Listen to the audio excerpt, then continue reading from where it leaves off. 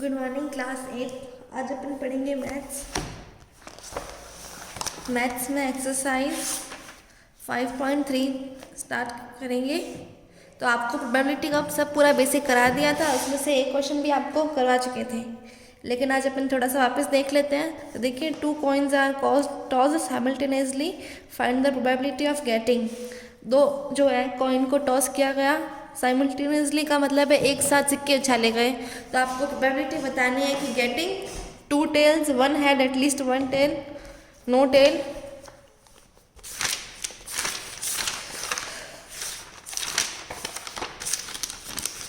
तो देखिए एक्सपेरिमेंट क्या था। सबसे पहले एक्सपेरिमेंट लिखिए। 2 coins are tossed simultaneously.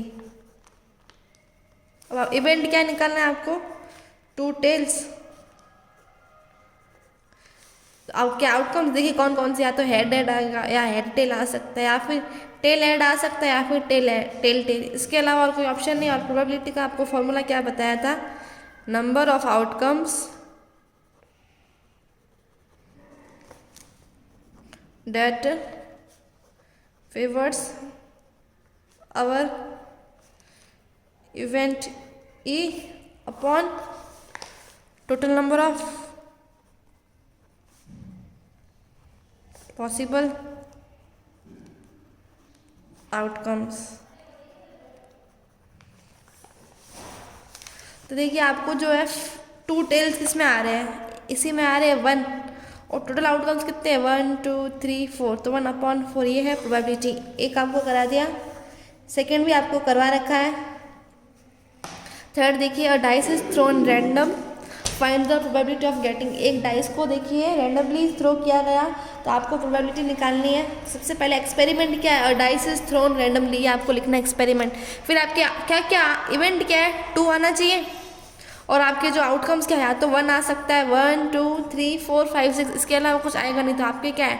Total number of possible outcomes 6, और 2 आने की प्रोबेबिलिटी कितनी है? देखिए 1 2 3 4 5 6, 2 आने की प्रोबेबिलिटी कितनी है? 1। तो 1/6 ये था इसका। तो वैसे आप ये भी निकाल सकते हो, नंबर लेस देन 3 से कौन कौन से नंबर लेस है? 1 और 2। तो 2 upon total number of possible outcomes है 6, तो 2/6 क्या हो जाएगा? फिर कंपोजिट नंबर भी आप निकाल सकते हो, और नंबर नॉट लेस देन 4, वो नंबर जो क्या है 4 से कम नहीं होना चाहिए। तो 5 और 6 है, ये भी क्या है? 2/6। तो ये आप खुद से कर सकते हैं। ये देखिए फोर्थ क्वेश्चन देखिए, a card is chosen eight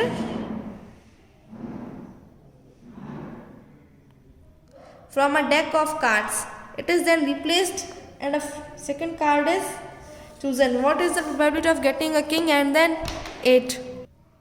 तो देखिए सबसे पहला आपको एक्सपेरिमेंट लिखना है। एक कार्ड चूज किया गया, उसमें से क्या है, एक आपने जो है पत्ता उठाया, अब क्या किया, उसको पत्ते को वापस हटा दिया। अब आपके कार्ड कितने हो गए? 51 कार्ड्स हो गए। अब 51 कार्ड्स में से जो एक पत्ता और निकाला गया। फिर क्या, what is the probability of choosing a king? तो देखिए क्या प्रोबेबिलिटी है कि वो जो पत्ता होगा या किंग होगा, या फिर क्या होगा 8 होगा। तो देखिए किंग होने की प्रोबेबिलिटी क्या है? तो देखिए क्वेश्चन कह रहा है कि 52 कार्ड में से एक कार्ड उठाया, फिर उसको जो वापस रख दिया गया उसको हटाया, और उसमें से क्या है एक कार्ड और चूज़ किया। अब आपको प्रोबेबिलिटी क्या है कि या तो वो किंग होगी या 8 होगी। देखिए जब आपने देखिए जो कितने होते हैं किंग, कितने होते हैं 52 कार्ड में से 4 होते हैं किंग, ठीक है, और 8 भी कितने होते हैं? 4 होते हैं। तो देखिए किंग निकालने की प्रोबेबिलिटी क्या होगी? 4/52।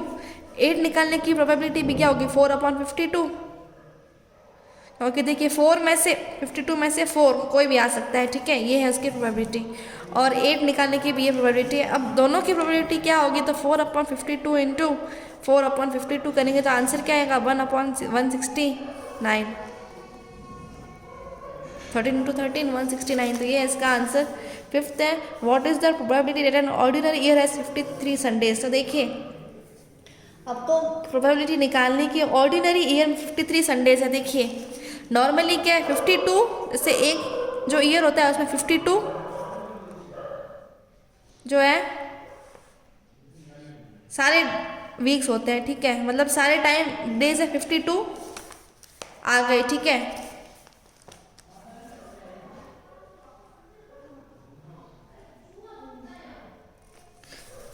तो अब देखिए, अब जो पीछे क्या बचा, पीछे देखिए 52, जैसे 52 इंटू 12 करेंगे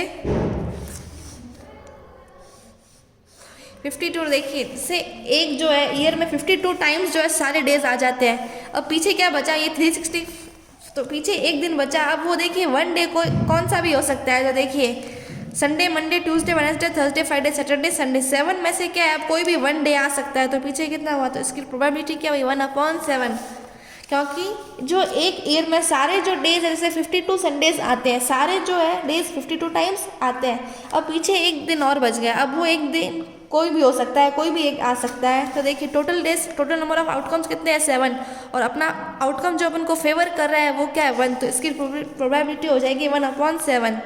6 आप खुद से कर सकते हैं। फिर है NCERT जो बेस्ड क्वेश्चंस है, ये आपको सारे करवा दिए हैं CBSE में, ये आपको खुद से करने हैं। तो देखिए जो फर्स्ट क्वेश्चन है, इसमें आपको पता लगाना है किस किस का हिस्टोग्राम बन सकता है। हिस्टोग्राम बनने का सबसे पहली कंडीशन क्या है कि उसमें आपका इंटरवल भी तो होना चाहिए। तो आप हिस्टोग्राम देखिए, जिसको आप ग्रुप में डिवाइड कर सकते हो उसी का हिस्टोग्राम बनेगा, तो आप ये खुद से कर सकते हैं। फिर है इसमें देखिए, the shopkeepers who come to a departmental store are marked as, जो शॉपकीपर एक डिपार्टमेंट में आया है उसको देखिए, अगर मैन आया तो M, वुमेन आई तो W, बॉय आया तो B, गर्ल आई तो G। तो इसमें देखिए, the following list give the shopkeeper who came during the first hour in the morning, जो मॉर्निंग के पहले घंटे में कितने लोग आए थे। तो आपको देखिए टेबल बनानी है ऐसे, नंबर ऑफ शॉपकीपर्स, फ्रीक्वेंसी,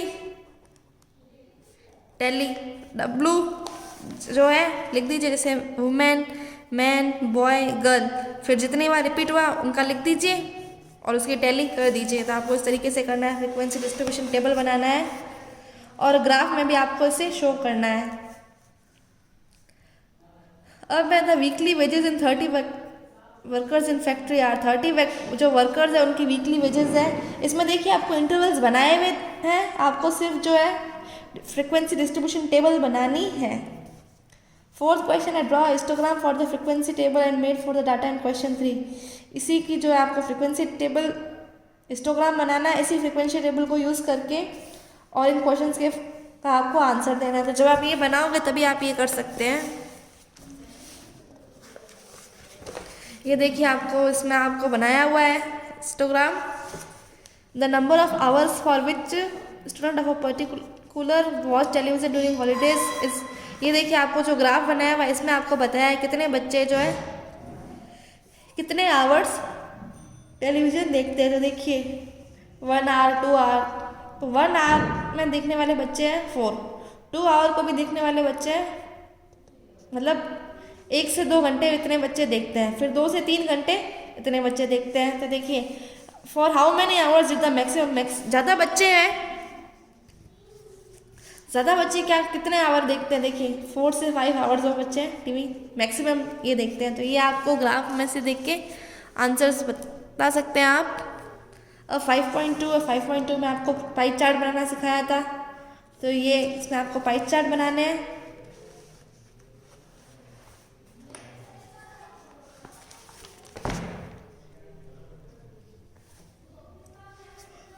और इसमें देखिए आपको प्रोपोर्शन निकालना है एक सेक्टर का। देखिए ब्लू का क्या है, जैसे ब्लू का 18/36 है, तो ग्रीन का क्या होगा 9/36, मतलब जिसकी जो वैल्यू दे रखी है अपॉन टोटल से करना। रेड का क्या हो जाएगा 6/36, येलो का हो जाएगा 3/36। तो आपको ये भी निकालना है।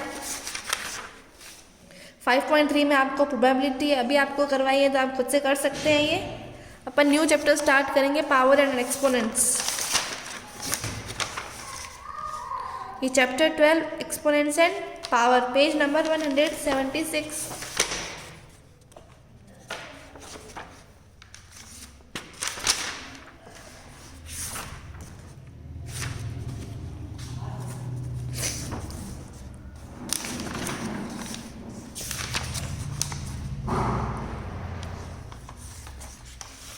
तो चैप्टर 12 एक्सपोनेंट्स एंड पावर। तो देखिए एक्सपोनेंट और पावर क्या होती है। देखिए जैसे कोई भी नंबर है, जैसे मैंने लिखा 5 into 5 into 5 into 5 into 5 into 5, ठीक है। अब ये मैं इतनी बार मैं इस नंबर को रिपीट कर रही हूँ, इससे अच्छा मैं इस नंबर को ऐसे ही लिख देती हूँ 5 की पावर 1 2 3 4 5 6, 5 की पावर 6 मतलब 5 जो है 6 टाइम रिपीट हुआ। तो इससे मुझे कितना कन्वीनियंस हो रही है, मतलब कितना ईजी हो रहा है इसको लिखने में। तो इसको देखिए 5 जो है ये क्या होगा, बेस, और 6 क्या होगी इसकी एक्सपोनेंट। तो ये एक्सपोनेंट और पावर होता है, जिसको अपन ने पावर की फॉर्म में लिखा है, ये है बेस, और जो पावर है वो होगा एक्सपोनेंट। तो ये जो है आपको एक्सपोनेंट और पावर का थोड़ा सा इंट्रोडक्शन था। अपन लॉज ऑफ एक्सपोनेंट पढ़ते हैं, ठीक है। जैसे पहला लॉ है a की पावर n इंटू ए की पावर n। देखिए दोनों का बेस सेम है, a की पावर m और a की पावर n। तो क्या हो जाएगा, बेस सेम है ना, तो पावर्स ऐड हो जाती है। अब a की पावर क्या हो जाएगा, m प्लस n। ये था पहला रूल। सेकंड रूल क्या कहता है, देखिए a की पावर m अपॉन a की पावर n है, इज इक्वल्स टू बेस दोनों का सेम है, तो a की पावर m माइनस n हो जाएगी। डिवाइड में देखिए माइनस हो जाती है, मल्टीप्लाई में पावर्स ऐड हो जाती है। अब थर्ड रूल क्या कहता है, देखिए a की पावर m है इंटू b की पावर भी m है, तो इसका एक फॉर्मूला क्या हो जाएगा, a इंटू बी की होल पावर m। ये है थर्ड रूल।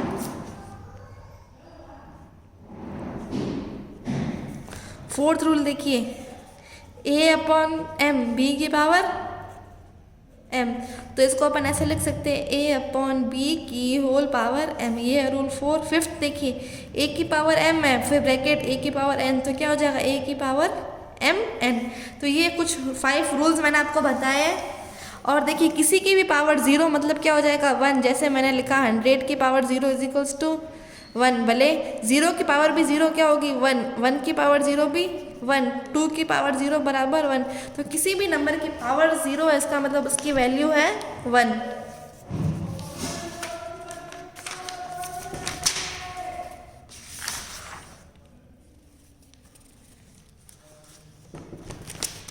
तो चलिए एक्सरसाइज स्टार्ट करते हैं 12.1।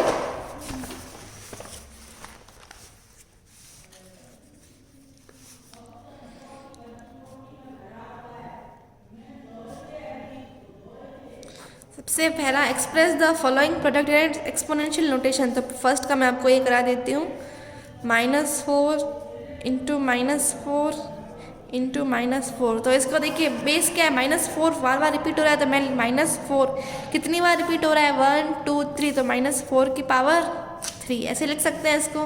तो ये तो आप खुद से कर सकते हैं। अब express as a rational number, इनको जो क्या है रैशनल नंबर की फॉर्म में एक्सप्रेस करना है। 3/5 की पावर क्या है 3, तो इसको कैसे लिखें 3/5 इंटू 3/5 इंटू 3/5। तो इतना हुआ, आप देखिए इसको मल्टीप्लाई कर दीजिए, 3 3 ज़ा 9, 9 3 ज़ा 27 अपॉन 5 5 ज़ा 25, 25 5 ज़ा 125। तो ये इसका आंसर हो जाएगा, आप खुद से कर सकते हैं बाकी वाले। Express the following in exponential form. देखिए अब इसको एक्सपोनेंशियल फॉर्म में कैसे लिखना है, 81 और 25 है, क्या है थर्ड का a, 81 अपॉन 25। तो देखिए क्या करेंगे, इनका अपन सबसे पहले एलसीएम ले लेंगे। 81 का एलसीएम लेंगे तो 9 9 ज़ा 81, एक तो ऐसे हो जाएगा 25 का 5 5 ज़ा 25।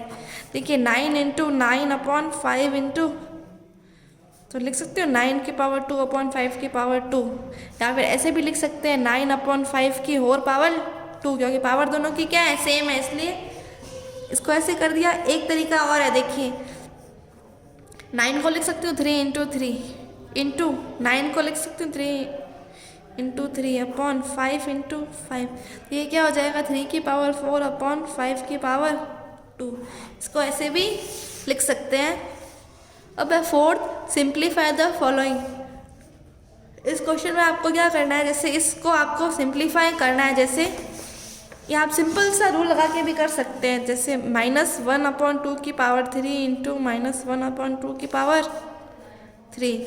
अब देखिए दोनों का बेस सेम है तो पावर्स क्या हो जाती है, ऐड हो जाएगी, -1/2 कॉमन आ जाएगा और पावर 3 + 3 क्या हो जाएगा, -1/2 की पावर 6 हो जाएगा। ठीक है, अब देखिए पावर जो है इवन है इसलिए माइनस किस में चेंज हो जाएगा, प्लस में 1/2 की पावर 6।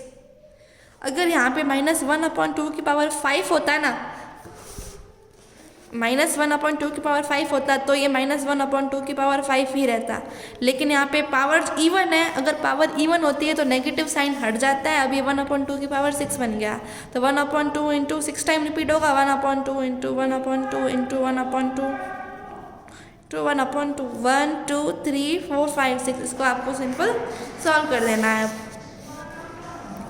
9th है बिल्कुल वैसा ही, इवैल्यूएट द फॉलोइंग। इसमें भी आपको रूल लगाना है, a/m की पावर a की पावर m/b की पावर n। क्या था, a की पावर m माइनस n, ये आपको रूल लगाना है। अब इसमें आपको क्या रूल लगाना है, देखिए a की पावर m ब्रैकेट a की पावर n है, a की पावर mn मतलब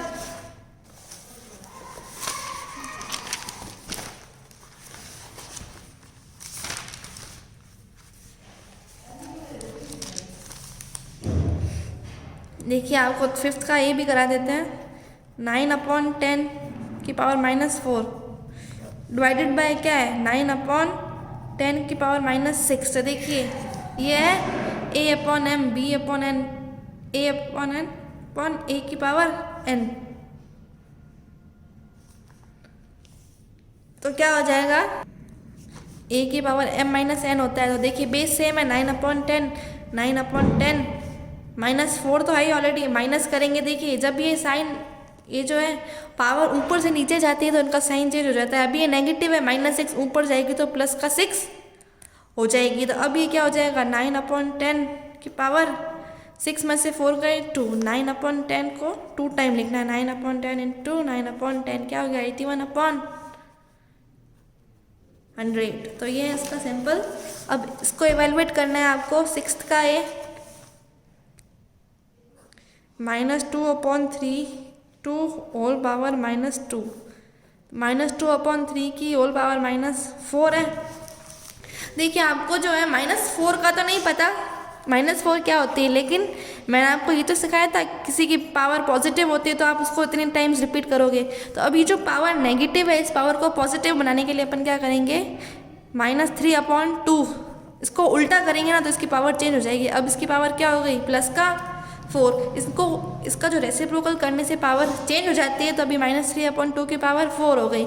4 जो है इवन नंबर है तो अभी क्या हो जाएगा, -3/2 की जगह 3/2 की होल पावर 4।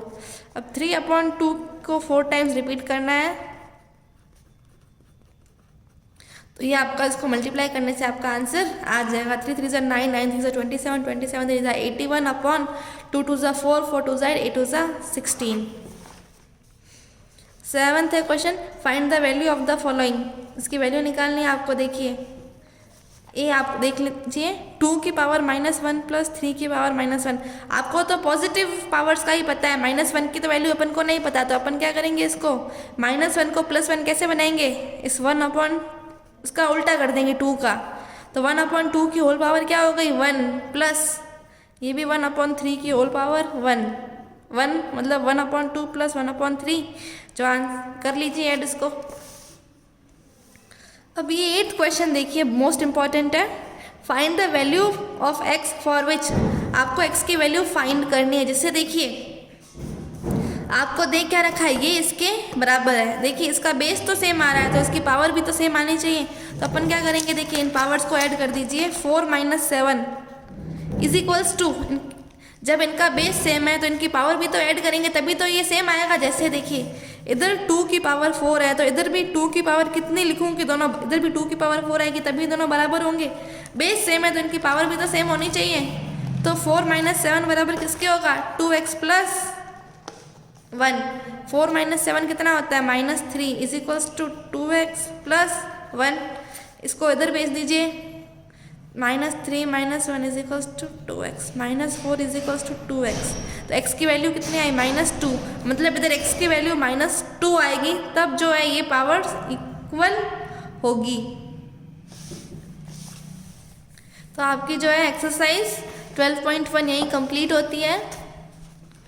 जो नेक्स्ट एक्सरसाइज अपन अगले लेक्चर में देखेंगे। अगले लेक्चर में यूज ऑफ एक्सपोनेंट्स, इस एक्सपोनेंट्स का क्या यूजेस है